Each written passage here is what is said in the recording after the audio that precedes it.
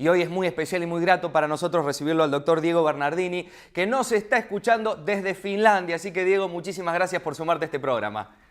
¿Qué tal, Andrés? Gracias a ustedes por el interés y un gusto estar tan cerca a pesar de que físicamente estamos tan separados. Bueno, pero de alguna manera ese viene siendo un eje para todos en estas épocas, ¿no?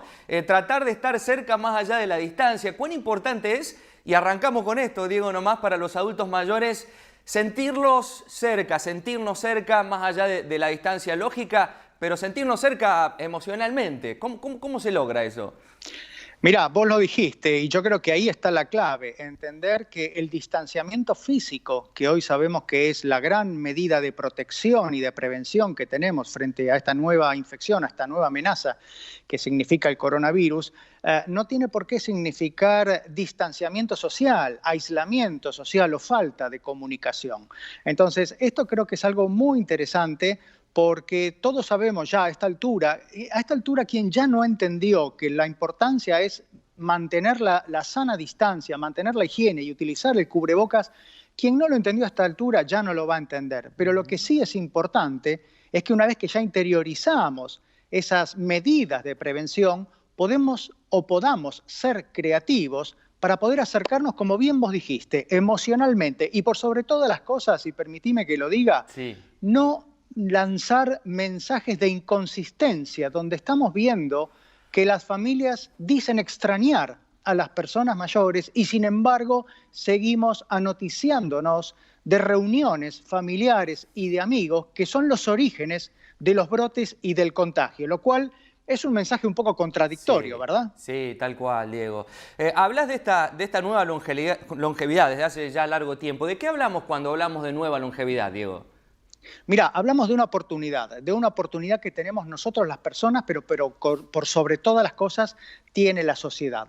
La nueva longevidad es un cambio de paradigma, es pensar de otra forma a las personas mayores y el devenir del tiempo en un nuevo siglo que es el que estamos viviendo. Significa básicamente que no solo es importante vivir más tiempo, que es lo que efectivamente estamos mirando, estamos observando, sino que además lo vivamos de otra manera, de una forma protagonista, de una forma solidaria, brindando oportunidades a personas que no tienen que perder el derecho, que no tienen que perder la vigencia, que no tienen que perder la dignidad por el solo hecho de cumplir años. Y por sobre todas las cosas, pensarnos a nosotros mismos, porque por esto que te decía, por primera vez en la historia de la humanidad, donde la longevidad comienza a ser un fenómeno social, una oportunidad y una experiencia colectiva, de alguna manera nos va a tocar a nosotros. Y esto implica pensarnos, imaginarnos cómo nos gustaría ser tratados el día de mañana. Eso es la nueva longevidad, una visión de 360 grados, Sí. por supuesto con desafíos, ¿no? Como el cuidado, el deterioro cognitivo y otras cuestiones que están surgiendo. Sí.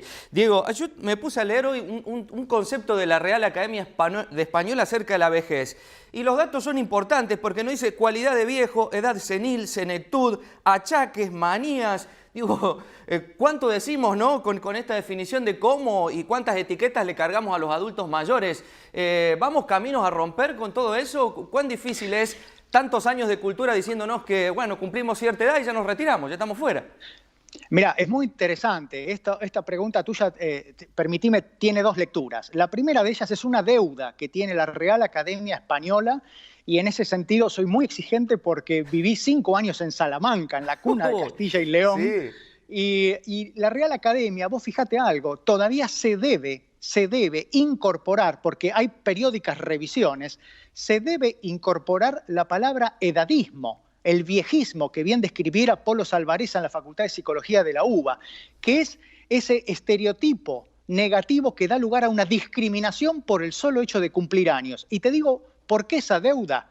Porque hoy el edadismo es algo mucho más frecuente que la discriminación que se sufre por sexo, por color de piel, por ideología política. Entonces, eso es una deuda. Y es cierto, la Real Academia debe ayornarse a nuestros días. Y el otro punto interesante de tu pregunta es esto que bien vos decís. A ver, se extiende la expectativa de vida, se extienden los roles, se extiende la vida laboral.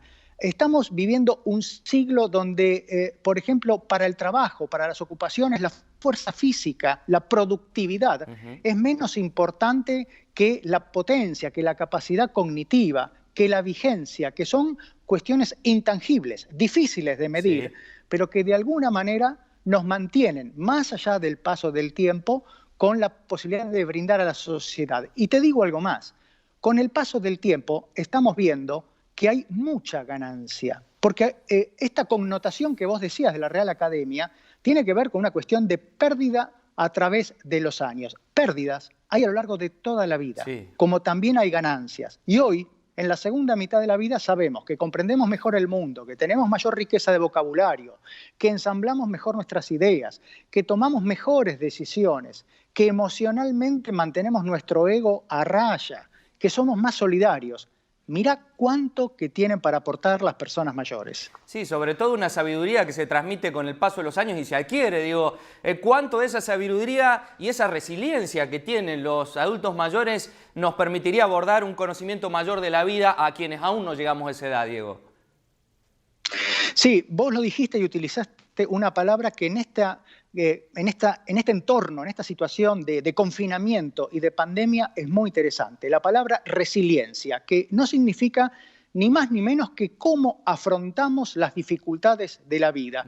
Y la realidad es que cumplir años, hacernos mayores, significa construir diversidad y diferencia a cada día. No hay, y hablándolo en el buen sentido de la palabra, dos viejos o dos viejas iguales. Y dentro de esa diversidad, estamos viendo que las personas mayores están afrontando en muchos casos mucho mejor el confinamiento en la casa que las personas jóvenes. Lo que pasa que, claro, tenemos que estar atentos a aquellas personas que sí tienen una carga de sufrimiento y de deprivación emocional muy fuerte para ver entre todos cómo generamos una respuesta coordinada. ¿Cómo logramos una cercanía emocional, si podemos llamarlo así, en situaciones de abandono, orfandad, que están pasando, como vos lo decías, no todos, pero alguna parte de los adultos mayores? Mirá, varias cuestiones. Lo primero, comunicación. Pero comunicación no solo tiene que implicar un diálogo donde hay un emisor, sino que también tiene que implicar la escucha activa hacia esas personas mayores. Tenemos que escuchar esos silencios. Tenemos que dar lugar a que nos cuenten sus temores, sus miedos, porque existen.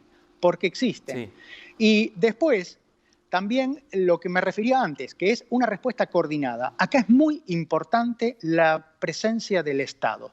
Necesitamos profesionales, necesitamos instituciones del Estado que se acerquen a esas personas mayores, pero que se acerquen de igual a igual, no con una cuestión de infantilismo, de asistencia, considerando a la persona mayor como clase pasiva, sino de igual a igual, respetando sus derechos, su dignidad y simplemente escuchando y viendo de qué forma se puede ayudar a esa persona mayor o a ese señor mayor que está necesitando asistencia.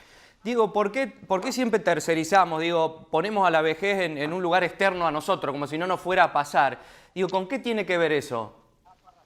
Mirá, es muy interesante. Esto me retrotrae a principios de John Locke, que hablaba de las ideas simples y las ideas complejas. Claro. La longevidad, pensarnos mayores, es una idea compleja. Esto significa que necesitamos introspección, necesitamos pensarlo básicamente. Y yo siempre digo que la sociedad, vos fíjate que hace mucho en este sentido, nos habla de que todos tenemos un niño o una niña dentro. Y sin embargo, por esta cuestión de la nueva longevidad que estamos viviendo, también tenemos que empezar a pensar que tenemos una persona mayor conviviendo con nosotros, nosotros, un viejo o una vieja.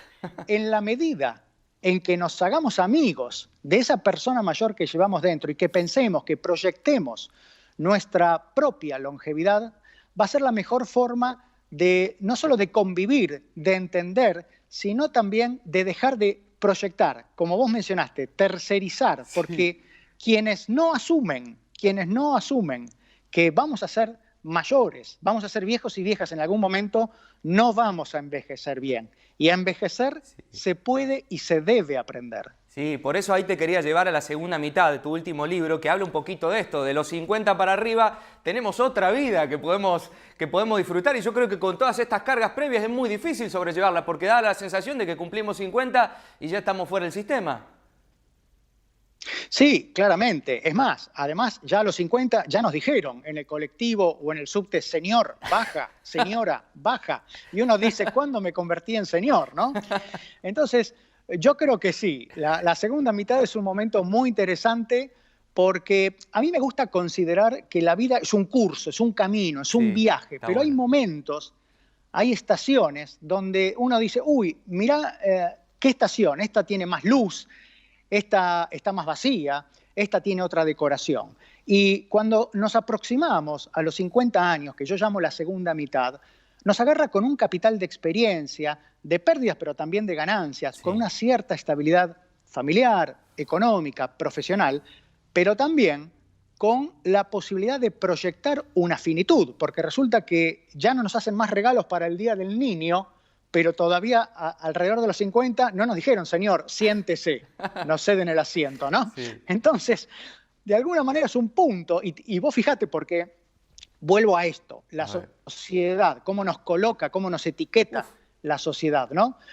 Nos llama cincuentones o cincuentonas, y queda tanto por delante. Mirá, te doy un dato.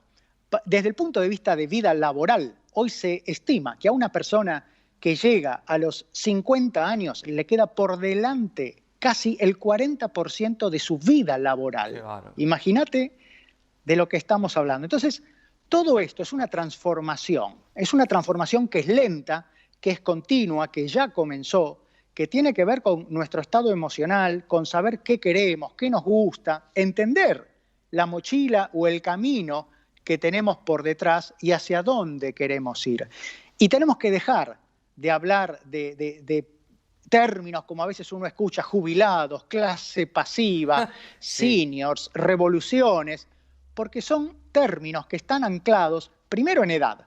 Vos en Estados Unidos, cuando cumplís 50 años, la Asociación de Retirados y Pensionados Norteamericanos te manda la tarjeta y pasás a ser un senior. O sea que todavía estamos pensando en la edad como algo cronológico claro. que te divide Uf, tu vida. Y hoy la vida tiene tantas sí, transiciones, tiene sí, tantos cambios. sí, Y la transformación, que es algo lento, que es algo personal, que es algo que va a acarrear también transformaciones sociales. Y sí. eso no tiene nada que ver con una revolución, por ejemplo. Entonces, vos fíjate, estamos siendo testigos de un momento de cambio, de oportunidad muy interesante, pero que empieza con la propia transformación, Sí. con hacernos amigos de ese viejo, de esa vieja. No, es como un mundo por ganar todo esto, porque, digo, atrofia estos conceptos a un adulto mayor.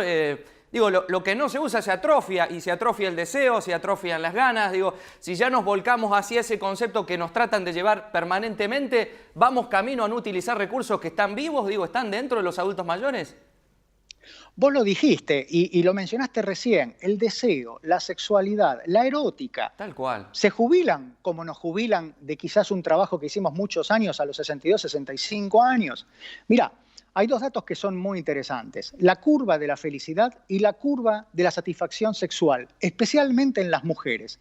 Las dos tienen una curva de U. Somos menos felices en cerca de los 40 años y tenemos dos momentos de felicidad. Las primeras 2 décadas de nuestra vida, hasta antes que empezamos de alguna manera a asumir Sí. obligaciones sociales, y después de los 50 años. Ahí la satisfacción comienza a ser más alta. Y lo mismo pasa con la sexualidad.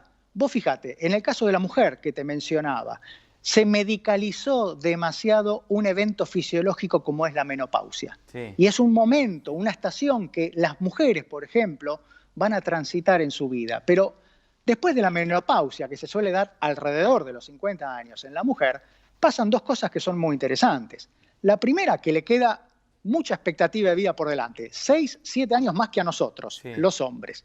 Y la segunda, que es lo que nos muestran los estudios, es que su grado de satisfacción sexual aumenta con el paso del tiempo. Parecería ser que cuando se cierra la fábrica se abre el circo. Y nada mejor que ese mensaje optimista para darle a las mujeres, ¿no? Qué bueno, qué lindo, Diego. Bueno, te agradecemos mucho y estaríamos charlando horas, la verdad, porque hay mucho por ganar en todo esto que charlamos y hay muchos preconceptos y cuestiones culturales que vienen a decirnos que si somos viejos ya no servimos para nada y personas como vos nos dan mucha esperanza porque todos, si ojalá el universo quiera, vamos a llegar a eso. Así que te agradecemos, Diego, y te comprometemos para volver a charlar prontito nomás. Un gusto enorme, gracias a ustedes y permitirme que te diga dos cosas. A La ver. segunda mitad nos pone a revisar ese concepto de que segundas partes pueden ser todavía mejores que las Sí, primeras. señor. Y para esto es muy importante la curiosidad, aprender, porque nunca es tarde para aprender cosas nuevas. Y ahí construir el nuevo proyecto de vida en la segunda mitad. Diego, un abrazo grande de la Argentina a Finlandia. Un gusto muy fuerte, cuídense mucho.